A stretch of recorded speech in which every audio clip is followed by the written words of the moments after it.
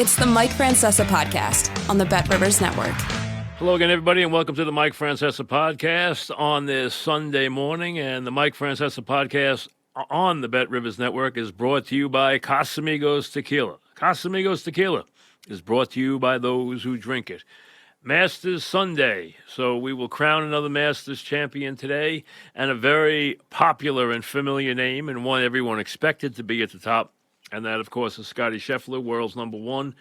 The odds were not very conducive to wagering on him, though, at 4-1. I mean, considering winning a major tournament against that kind of field and just getting 4-1 is not anything you really want to take. But he's there, as expected. He has been dominant all year. He is the best player in the world without any argument, and he's got a chance to prove that again this afternoon, as he will take a one-stroke lead into the final round of the Masters. Now, it's a little different Masters this year, because the one thing you can count on most years with the Masters is that you're going to see a lot of the big dominant names on the board the last day.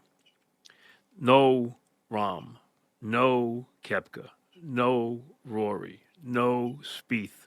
So those guys not there. Either didn't make the cut in the case of Spieth, not playing up to any certain level. Rahm, Koepka, and Rory, none of them within hailing distance. The hailing distance today, you would say, is probably -2. And you have Scheffler, Davis, Hoggard there at -2. DeChambeau starts the day at -3. He had a very, very rugged backside. He had a tough 15 where he went for it, put the ball in a bad spot, hit it in the water, wound up with a double. And a double on the fives. When you go in this tournament, you go in and figure you are going to play the fives as fours and dominate there. That's what you expect when you are a big player, a Scheffler, a big hitter like DeChambeau. So when you double a 5 like that, it's a killer. He did birdie 18 to go back to 3 under, so he at least finished the day with a little good feeling after really coming apart on that back 9 yesterday. You have Oberg, who is the young up-and-coming star who everyone will tell you, and I have not seen him much before this weekend, but I asked guys who know, and they all told me, hey, they said, can't miss prospect. Going to be a great player. And right there, he's there right now. It doesn't mean he's there every year, but he's there in his first Masters, his first major, as a matter of fact. He was on the Ryder Cup last year because he was that impressive, but he is a baby, and he's here in his first major, and he's -4. And yesterday, at one point, was part of a 5-way tie for the lead. You have Homer, who lost one stroke to the field yesterday, who has never played well in a major.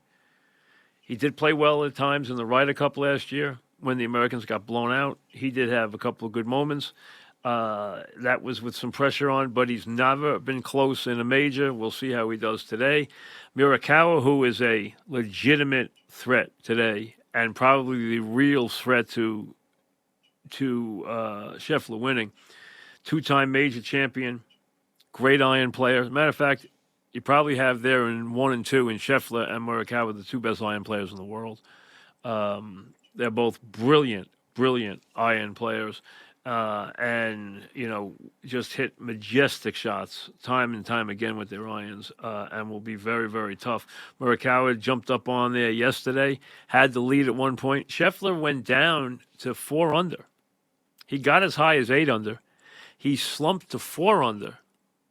His putter left him for a couple of minutes, and then he comes back with a big eagle to jump right back into a tie for the lead, added a birdie, and next thing you know, he's got the lead again at 7 under par. So Scheffler at 7, Morikawa at 6, Homer at 5, Aberg.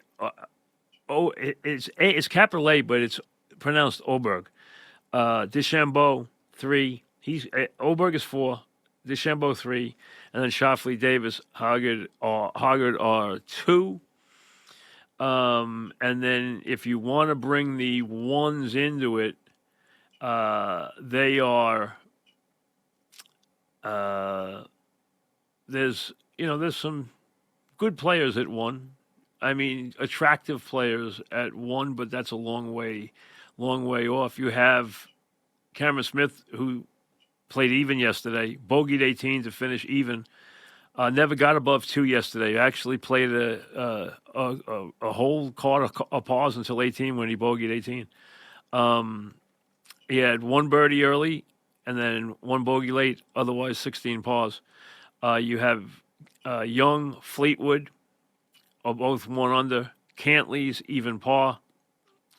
Kirk had the best round yesterday at 4 under. As far as the course today, it'll be a while. The leaders tee off at, I believe, 2:35. Let me see. I think it's 2:35. 2:35. That'll be Scheffler and Morikawa. They'll be in the last pairing. Homer and Oberg will be in the one before it, and the one before that will be Schauffele and DeChambeau.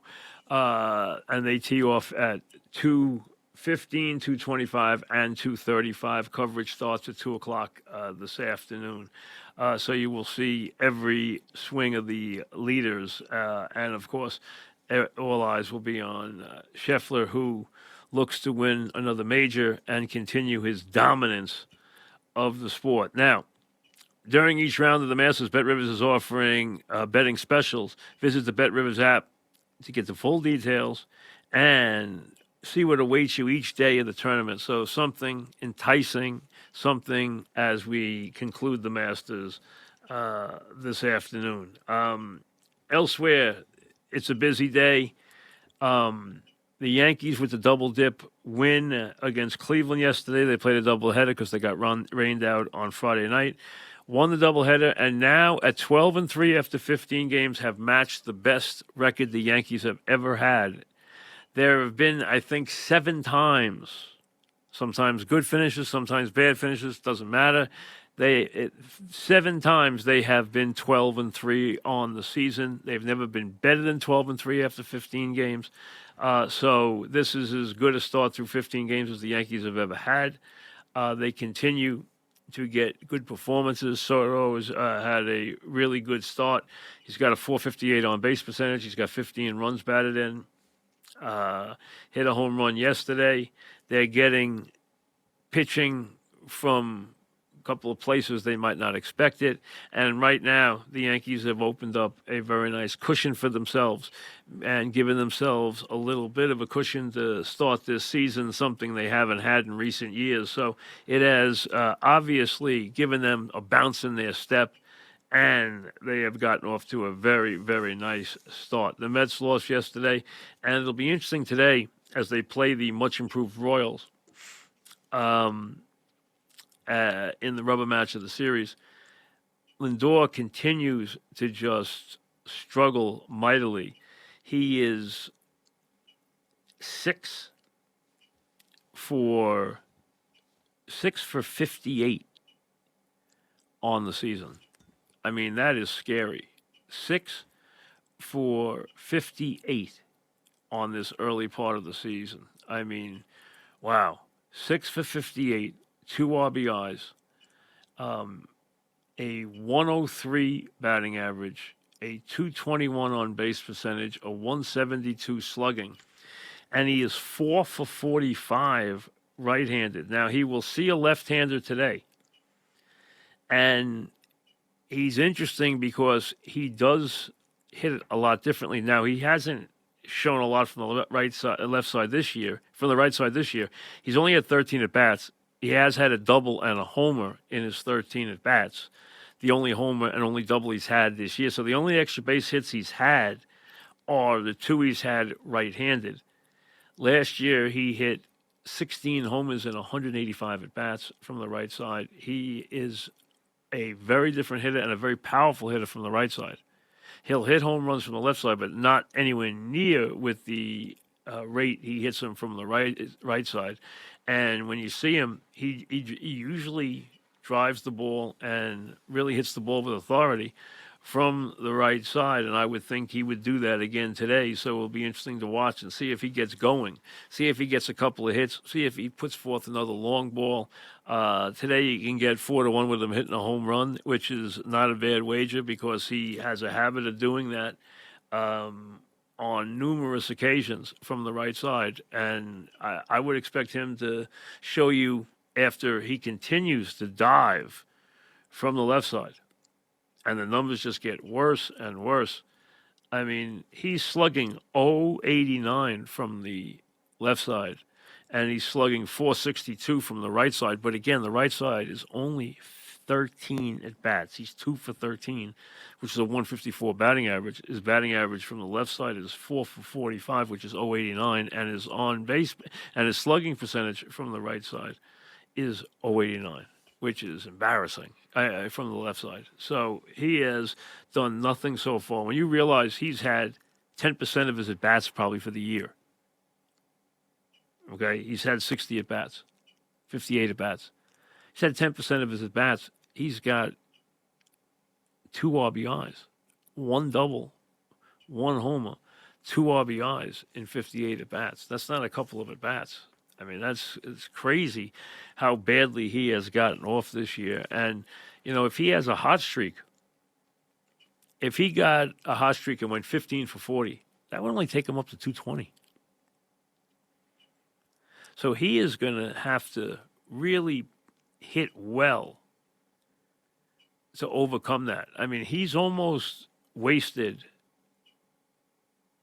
100 at-bats. If you waste 100 at-bats, that's crazy. He's already wasted 60. I mean, that's a lengthy drought. Let's see if it comes out today against when he switches to the right side, because it does usually make a very, very big difference for him. And remember, the NBA season, regular season, thankfully, ends today, and they can start the playoffs. I don't have the disgust for the play-in games that they've set up for the playoffs that I do for what they've done with their in-season tournament, which is a disgrace. The Knicks will sit and wait, but first they have a little business to do. They win this game at home today against the Bulls, and they're obviously an overwhelming favorite. It will give them 50 wins. It will guarantee them either the 2 seed or the 3 seed. They can get the 2 seed if the Bucks, who will be limited today and will not have the Freak. I don't know about Lillard. I do know the Freak's not playing. I would not even be surprised if Lillard doesn't play. The Knicks with a win and a Buck loss today against Orlando will be the 2 seed. The worst the Knicks can be is a 3 seed with a win today, and it would be a 50th win, so it would mean a lot. And I would be stunned if they didn't get it today. I would expect them to get it. I would expect them to lock that up. Lock up the 3, hopefully with a little help today, the 2, and get ready for the postseason. And it'll be after what has been a really terrific regular season. And despite the loss of Randall, which I do not take as a big negative, they have to have Robinson. They have to have a healthy OG. If they have that, the way they can play this, they can do really well. And I think they won't miss Randall at all in that regard. Now, it'll be interesting to see exactly how Tibbs deploys his rotation in the playoffs. Everybody tightens rotations in the playoffs. It always depends, too, who you play, because now you're matching up. You're playing a series against a team. So it's not just, hey, we're going to play our game today and move on. This is now heavy scouting, heavy game plan, and then heavy adjustments after the first game is played. So there is a lot that goes on in these playoff series, and it's going to be very interesting to see how the Knicks deploy this. But what they have is a cohesiveness and a versatility that allows them to do a lot of different things. And they've had so many guys who have stepped up and played so much better than you would have expected when you think about it. I mean, every one of their guys, there's not one of them that you would say, boy, he really let me down.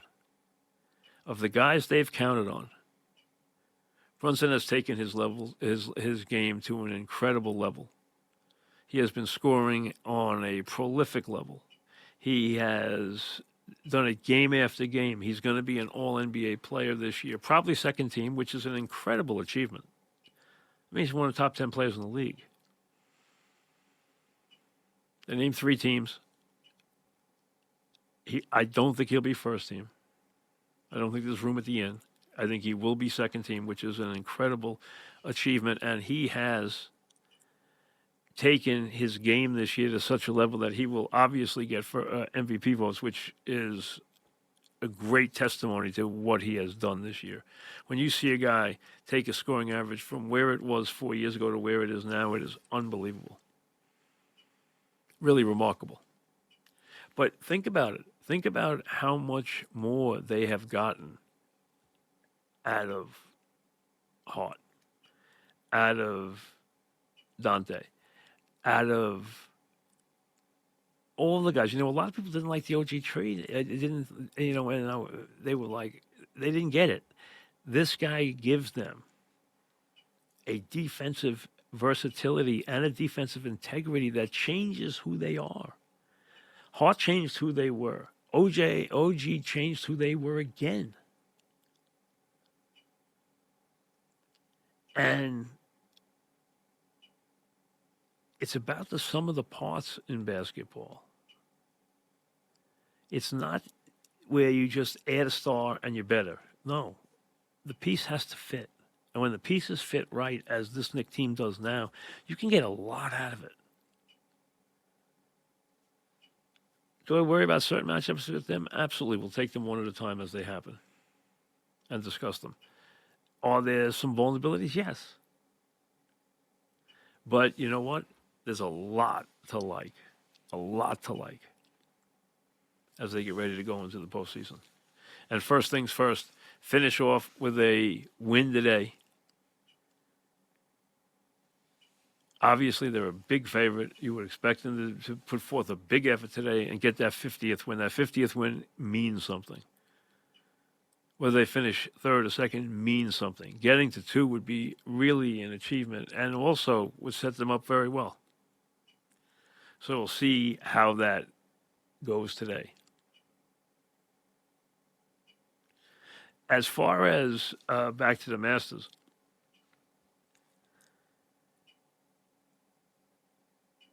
other than Morikawa, there's not a lot of... Schauffele is one of those, you know, in that group of best player to never win a major deal. He's got that kind of ability. He could jump up and win. We'll see if somebody goes and posts an early number to shoot at. He would be a candidate for doing that. DeChambeau is such an unusual player, and he brings length, but he's also delicate in some regards. Aberg, despite his brilliant talent, is untested in this. I don't think Homa is ready to win this.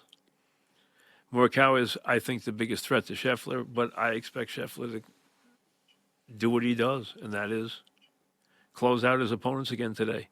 And do it against a field that, other than Morikawa, lacks a lot of big tournament credibility. DeChambeau has some. Schauffele's been around the block. But there's a lot of new faces there, and going through that at Augusta, the first time, the back nine, the crowds, everything, how a bounce of the ball can make such a difference.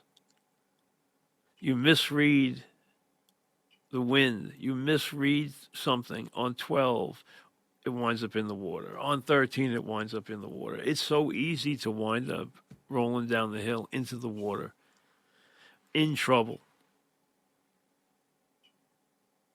And that's what makes these holes great. You can make